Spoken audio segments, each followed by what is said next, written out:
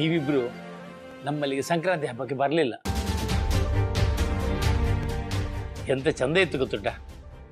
ಬಿಸುಗೆ ಹಾಗೆ ಮಾಡಬೇಡಿ, ನೀವೆಲ್ಲ ಬರ್ಬೇಕಾಯ್ತಾ? ಅದೇನದು ಬಿಸು?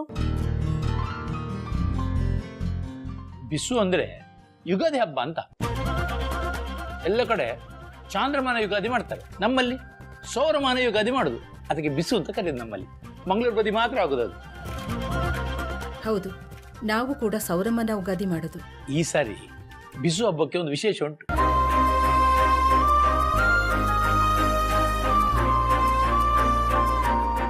ನಮ್ಮ ಕಾವೇರಿಗೋಸ್ಕರ ಒಂದು ಹರಕೆ ಹಠ ಹೇಳ್ಕೊಂಡಿದ್ದೇನೆ ನಾನು. ಅದು ಈ ಸರ್ತಿ ಆಡಿಸುವ ಅಂತ. ಯಕ್ಷಗಾನ ಭಾರಿ ಚಂದ ಇರ್ತದೆ. ಹೌದು, ನೀವೆಲ್ಲ ಬಂದ್ರೆ ನಮಗ್ ಖುಷಿ ಆಗ್ತದೆ, ಕಾವೇರಿಗೆ ಸಹ ಖುಷಿ ಆಗ್ತದೆ. ಮತ್ತೆ ನಮ್ಮಲ್ಲಿ ಹಬ್ಬ ಅಂದ್ರೆ ಬಹಳ ಗೌಜಿರ್ತದೆ, ಬಹಳ ಖುಷಿ ಇರ್ತದೆ. ಈ ಸರ್ತಿ ಹಬ್ಬಕ್ಕೆ ನೀವು ಅಣ್ಣ ತಂಗಿ ಇಬ್ರು ಬರ್ಬೇಕು. ಹಬ್ಬ ಎಷ್ಟು ಗೌಜಿರ್ತದೆ ಅಂತ ಬೇಕಾದ್ರೆ ಅಳಿ ಅಂದ್ರೆ ಕೇಳಿ, ಅಜ್ಜನ ಕೇಳಿ, ಗೊತ್ತಾಗ್ತದೆ ನಿಮಗೆ.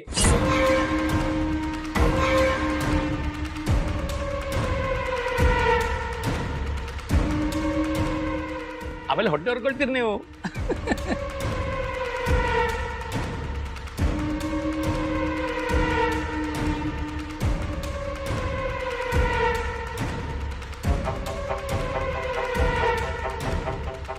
ಅದು ಇವ್ರಿಗೆ ಹೇಗೆ ಗೊತ್ತು? ಹೌದಷ್ಟೇ.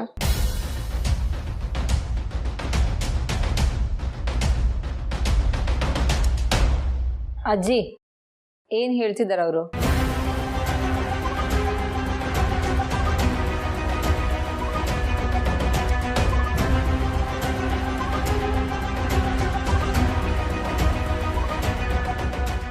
ಓಹ್, ಅದಾ ಅನಿಕಾ, ಅವತ್ತು ಮನೆಗೆ ಬಂದು ಹಬ್ಬದ ಬಗ್ಗೆ ಎಲ್ಲ ಎಕ್ಸ್ಪ್ಲೇನ್ ಮಾಡ್ತಿದ್ರಲ್ಲ, ಅದ್ರ ಬಗ್ಗೆ ಹೇಳ್ತಾ ಇದ್ದಾರೆ.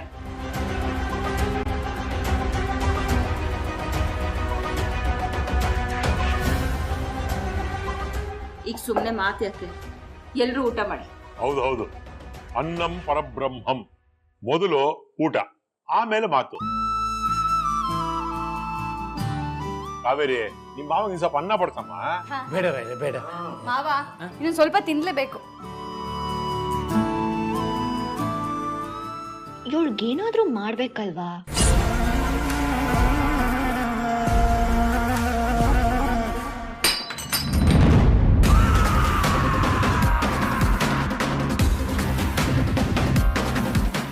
ಶಿಟ್, ಸಾರಿ, ಕೈ ಸ್ಲಿಪ್ ಆಗೋಯ್ತು.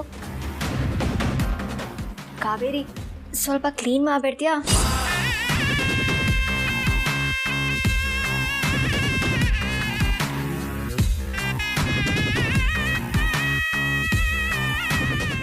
Kaveri,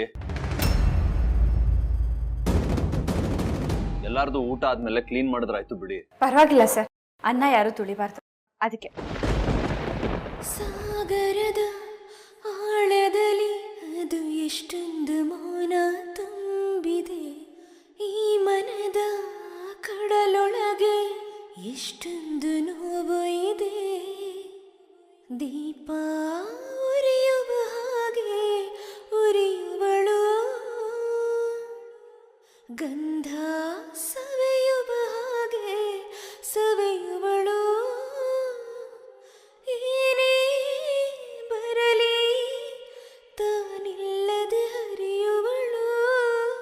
Kaveri Kannada medium, Kaveri Kannada medium.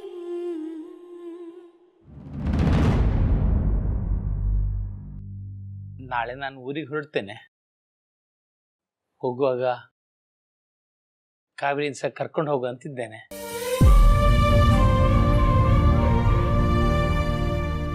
ನೀವೆಲ್ಲ ಎಂತ ಹೇಳ್ತೀರಿ ಅಂತ ಗೊತ್ತಿಲ್ಲ. ಅಯ್ಯೋ, ಅದಕ್ಕೇನಂತೆ, ನೀವು ನಮ್ಮನ್ ಕೇಳ್ಬೇಕಾ? ಧಾರಾಳವಾಗಿ ಕರ್ಕೊಂಡು ಹೋಗಿ. ನಾವು ಅದಕ್ಕೆ ತಾನೆ ಕಾಯ್ತಾ ಇರೋದು.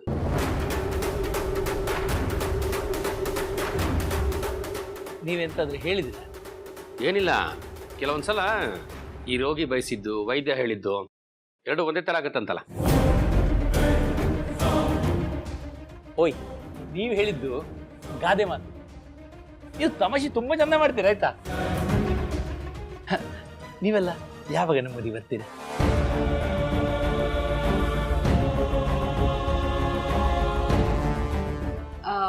ನೋಡಿ, ನಮ್ಗೆ ಮದುವೆ ದಿನ ತುಂಬಾ ದೂರ ಇಲ್ಲ. ಅಗಸ್ತ್ಯನೇ ಮುಂದೆ ನಿಂತು ಎಲ್ಲ ಕೆಲಸನೂ ಮಾಡಬೇಕು.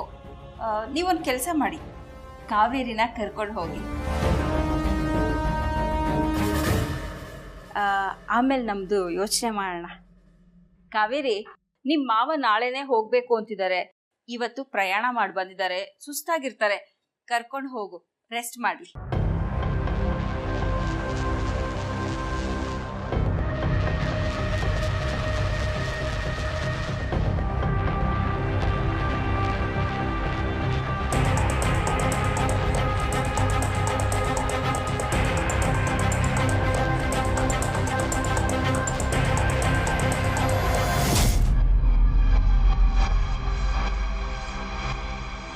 ಅಗಸ್ತ್ಯ, ಎಲ್ಲಿಗೆ ಹೋಗ್ತಾ ಇದೀಯಾ? ಹೋಗ್, ರೂಮ್ಗೆ ಹೋಗಿ ರೆಸ್ಟ್ ಮಾಡು.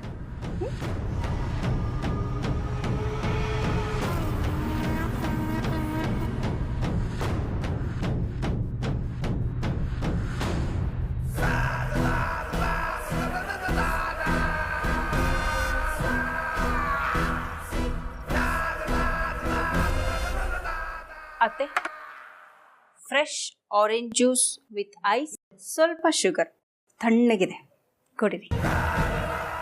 ಶಶಿ,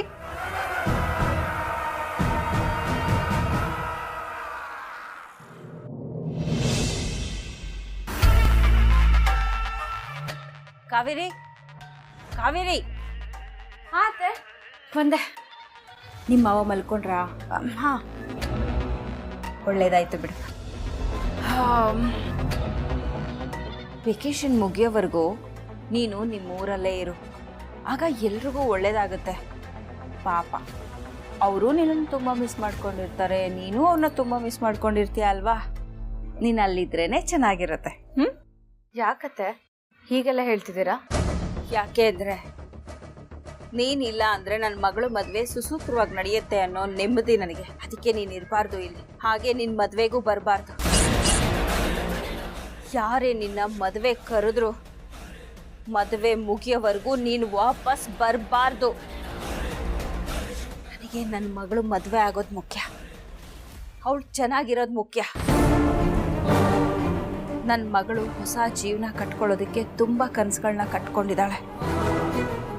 ನೀನೇನಾದರೂ ಅಡ್ಗಾಲು ಹಾಕಿ ನನ್ನ ಮಗಳು ಮದುವೆ ನಿಂತು ಹೋಗಿ ಅವಳ ಜೀವನ ಏನಾದರೂ ಹಾಳಾದರೆ ಖಂಡಿತವಾಗ್ಲೂ ನನ್ನ ಜೀವ ಸಹಿತ ಇರಲ್ಲ. ನೋಡಿ ಅತ್ತೆ, ನೀವು ನನ್ನ ಬಗ್ಗೆ ಏನು ಅನ್ಕೊಂಡಿದ್ದೀರೋ ಗೊತ್ತಿಲ್ಲ, ಆದರೆ ಅನಿಕಾ ಮೇಡಮ್ ಮದುವೆಗೆ ನನ್ನಿಂದ ಯಾವ ತೊಂದರೆನೂ ಆಗಲ್ಲ. ಅದು ನನ್ನ ಕರ್ತವ್ಯನೂ ಹೌದು, ಜವಾಬ್ದಾರಿನೂ ಹೌದು. ನೀವೇನು ಚಿಂತೆ ಮಾಡಬೇಡಿ.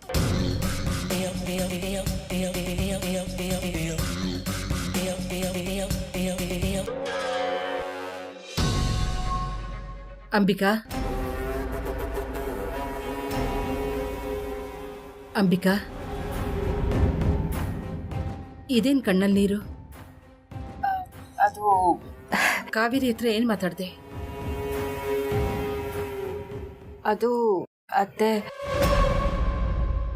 ಅವಳು ಸ್ಕೂಲಲ್ಲಿ ಸಾಧನೆ ಮಾಡಿದ್ಲಲ್ಲ, ಅದಕ್ಕೆ ಕಂಗ್ರಾಟ್ಸ್ ಹೇಳ್ತಾ ಇದ್ದೆ ಅಷ್ಟೆ. ಹೌದಾ? ಅತ್ತೆ ಆಗಿ ನೀನು ಅದನ್ನು ಮಾಡಲೇಬೇಕು. ಮಾಡಿದ್ಯಾ ಅಂದರೆ ನನಗೆ ಸಂತೋಷನೇ. ಹೌದು ಅತ್ತೆ, ನನಗೂ ಅರ್ಥ ಆಗತ್ತೆ.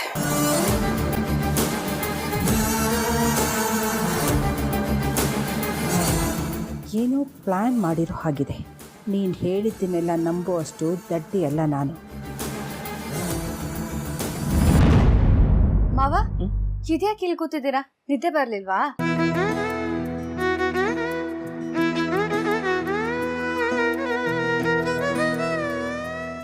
ಮಗಳೇ, ನಾನೊಂದು ವಿಷಯ ಕೇಳ್ತೀನಿ, ಸುಳ್ಳು ಹೇಳಬಾರ್ದು. ಈ ಮನೆಯಲ್ಲಿ ನೀನು ಸುಖವಾಗಿದೆಯಾ, ಸಂತೋಷವಾಗಿದೆಯಾ? ಇದೇನ್ ಮಾವ ಹೀಗೆ ಕೇಳ್ತಿದ್ದೀರಾ? ನೀವೇ ನೋಡಿದ್ರಲ್ಲ ಅಜ್ಜಿ ಮಾವಂಗೆ ನನ್ನ ಮೇಲೆ ಎಷ್ಟು ಪ್ರೀತಿ ಇದೆ ಅಂತ. ಅದ್ರಲ್ಲೂ ಅಗಸ್ತ್ಯ ಸರ್ ಮನ್ಸು ತುಂಬಾನೇ ದೊಡ್ಡದು. ಏನ್ ಗೊತ್ತಾ ಮಾವ, ಕನ್ನಡ ಮಾಧ್ಯಮದಲ್ಲಿ ಓದಿರೋ ಹುಡುಗ ನಮ್ ಶಾಲೆಗೆ ಸೇರ್ಕೋಬೇಕು ಅಂತ ಬಂದಿದ್ದ. ಆದ್ರೆ ಅವನ್ಗೆ ಆಂಗ್ಲ ಭಾಷೆ ಬರೋದಿಲ್ಲ ಅಂತ ಅಗಸ್ತ್ಯ ಸರ್ ಸೇರ್ಸ್ಕೊಳ್ಳೋದಿಲ್ಲ ಅಂತ ಹೇಳಿದ್ರು. ಆದ್ರೆ ನಾನು ಅವ್ರಿಗೆ ಮನವಿ ಮಾಡ್ಕೊಂಡು ಆ ಹುಡುಗಂಗ್ ಒಂದ್ ಪರೀಕ್ಷೆ ಕೊಟ್ಟು ಅವನದ್ರಲ್ಲಿ ಪಾಸ್ ಆದ. ಆಮೇಲೆ ನನಗ್ ಮಾತ್ ಕೊಟ್ಟ ಹಾಗೆ ಅಗಸ್ತ್ಯ ಸರ್ ಅವನನ್ನ ಶಾಲೆಗೆ ಸೇರ್ಸ್ಕೊಂಡ್ರು. ಇವತ್ ಹೇಳಿದ್ವಲ್ಲ ಕತೆ, ಆ ಹುಡ್ಗಂದೆ. ಹೌದು ಮಗ? ಹ್ಞೂ ಮಾವ, ಅದಕ್ಕೆ ಹೇಳಿದ್ದು. ಅಗಸ್ತ್ಯ ಸರ್ ನನ್ನ ಮನೇಲೂ ಪ್ರೀತಿಯಿಂದ ನೋಡ್ಕೋತಾರೆ, ಶಾಲೆಯಲ್ಲೂ ಗೌರವದಿಂದ ನಡೆಸ್ಕೋತಾರೆ. ಇನ್ನೇನ್ ಬೇಕು ಮಾವ ನಂಗೆ, ನೀವೇ ಹೇಳಿ. ನೀನು ಖುಷಿಯಾಗಿದೆಯೋ ಇಲ್ಲೋ ಅಂತ ನನಗೊಂಥರ ಕೊರಗಾಗಿತ್ತು ಮಗ. ಈಗ ನೀನು ಹೇಳಿದೆಯಲ್ಲ ಖುಷಿಯಾಗಿದ್ದೀನಿ, ಸಂತೋಷವಾಗಿದ್ದೀನಿ ಅಂತ, ನನಗೆ ತೃಪ್ತಿ ಆಯ್ತಮ್ಮ. ಮಗಳೇ, ನಾನು ಹೀಗೆ ಕೇಳಿದೆ ಅಂತ ಬೇಜಾರಿಲ್ಲಲ್ಲ? ಛೇ, ಹಾಗೆಲ್ಲ ಎಂತ ಇಲ್ಲ ಮಾವ, ನೀವು ಆರಾಮಾಗಿರಿ. ಮಗಳೇ, ಎಂತ ಮಾಡ್ತಾ ಇದ್ದೀನಿ? ಬೇಡಕ್ಕಮ್ಮ, ಬೇಡ. ಎಷ್ಟು ಒಳ್ಳೆ ಮನಸ್ಸು ನಿಂತು. ಬೆಳಿಗಿಂದ ಸಂಜೆವರೆಗೂ ಶಾಲೆಗೆ ಹೋಗಿ ಮನೆ ಕೆಲಸ ಮಾಡಿ ನಿಂಗೆ ಸುಸ್ತಾಗಿರ್ತದೆ. ಅಂಥದ್ರಲ್ಲಿ ಬೇಡಕ್ಕಂತ, ನನಗಿಂತಾಗಲಿ ನಾನು ಆರಾಮಿದ್ದೇನೆ. ಪರವಾಗಿಲ್ಲ ಮಾವ. ಬೇಡಕ್ಕಂತ ನೋಡು, ನೀನು ಹೋಗಿ ಮಲ್ಕೊ, ವಿಶ್ರಾಂತಿ ಮಾಡು, ಆಯ್ತಾ? ಸರಿ ಮಾವ, ನಿಮ್ ಹಠ ನೀವೆಲ್ಲಿ ಬಿಡ್ತೀರಾ ಹೇಳಿ. ನೀವು ಆರಾಮಾಗಿ ನಿದ್ದೆ ಮಾಡಿ ಮಾವ. ಶುಭರಾತ್ರಿ. ಶುಭರಾತ್ರಿ ಕಂದ. ಇನ್ನಂತ ಸೊಸೆ ಪಡೆಯಕ್ಕೆ ನಾನು ಎಷ್ಟೋ ಜನ್ಮ ಪುಣ್ಯ ಮಾಡಿದ್ದೇನೆ. ವಿಶ್ರಾಂತಿ ಮಾಡು.